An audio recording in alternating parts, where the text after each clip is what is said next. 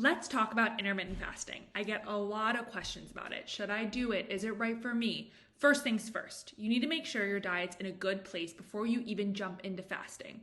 I see a lot of people who are eating a ton of processed foods and a diet low in nutrients, and then they want to jump into fasting. That's not the way to do it. Let's talk about the good and the bad. What's good about it?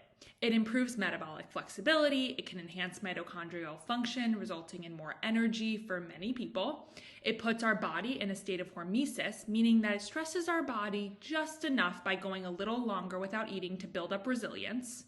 And if done right, it's been shown, predominantly in the research on men, to result in weight loss and enhanced sleep.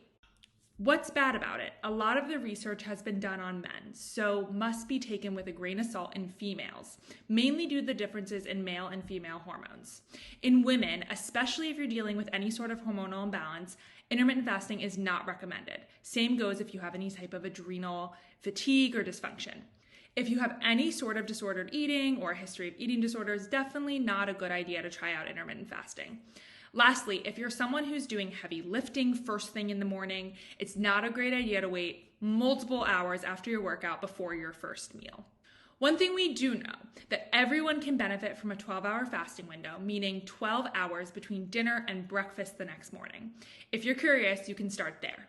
There's the good, the bad, and the overall breakdown. Reach out with any questions.